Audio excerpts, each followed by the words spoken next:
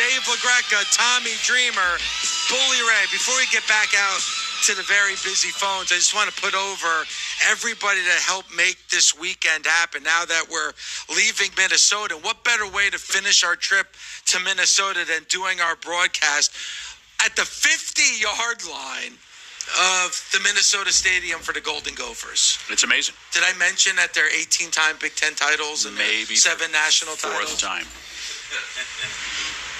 And they have a tremendous Buffalo Wild Wings, like 30 feet away from the stadium. That must be like jam-packed during football season. You think they changed to the Minnesota Wild Wings or Minneapolis? You would think. I mean, come on. Let's like start. a nice I like Wingstop. Yeah, that's where I get my chairs. That's where I get my steel chairs from that I hit people with at Wingstop. See, I thought you'd Wingstop and the WWE partnering to bring you the best wings money can buy. I thought you'd be more of the Slim Jim guy because you're a table guy. Slim. Yeah, it's a whole other. We got to talk about these tables. All right.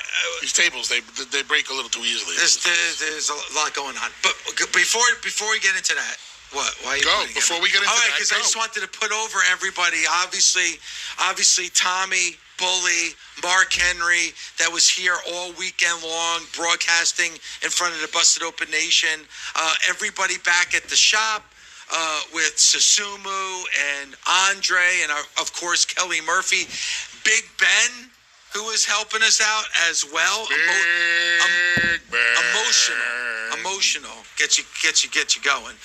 Mike Russo doing the After Darks over the weekend, doing a tremendous job. Our very own Paul Ehrlich. You got to put him over. Did a tremendous job all weekend long. Big Boss Man Eddie Bersili and everybody from our Sirius XM team that came out. I mean, we've never had so many, departments, sales, marketing, social media come out for our events this past weekend here in Minnesota. I'm gonna throw out a thank you to someone that I think truly deserves it. It's not necessarily a someone, but freaking WWE rolled out the red carpet for us, man. They really did. Forget about the part. Yes, the partnership is what it is, and I've said this on the air to you hundreds of times. You have overextended yourself to every wrestling company on the planet. Some of those companies thanked me by putting me in section 313, row 24.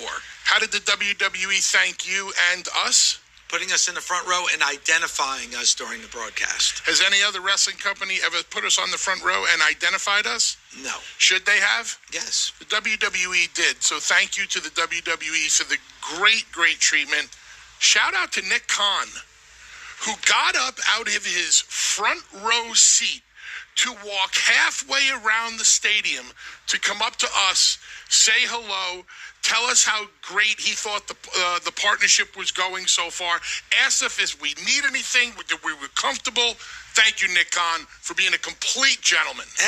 And showing us the appreciation of us with this partnership and how he wants nothing to change with the way that we talk about the WWE. What were the words that came out of Nick Khan's mouth? He said to all of us, he said how much he enjoys it, how much he loves it, and he doesn't want things to change.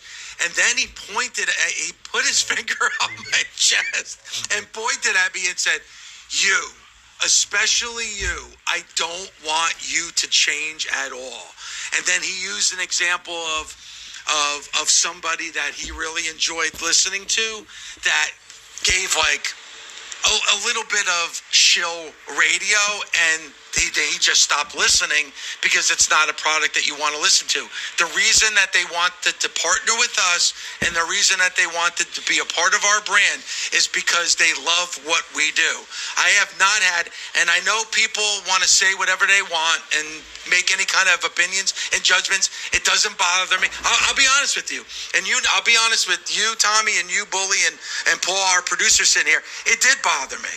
It took 17 years to build a fan base in a nation. And you guys know it because you're a part of it. You helped build this product in this nation. So when I saw people coming at me, but then I noticed the people who were coming at me, it was bots and fake Twitter and people who didn't even listen or follow us in the first place. And then it was fuckos on YouTube and podcasting that want to get their product over. And I get that. But what we do with our critical radio, it's not going to change, nor should it, and it won't. And that's this specific of we're not changing anything. Yeah. We're not going to change. We're going to come out here and we're going to be just as critical as we ever were.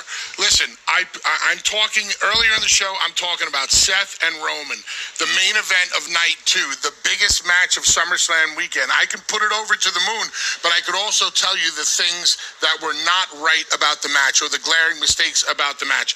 And that's what we were encouraged to continue to do. Do what got us to the dance. Continue to do what the WWE has now acknowledged, that they want to be in a partnership with Busted Open. And listen, it's only going to get bigger from here. And, you talked about Roman Reigns last night, that he has an aura about him. There's an aura around the WWE.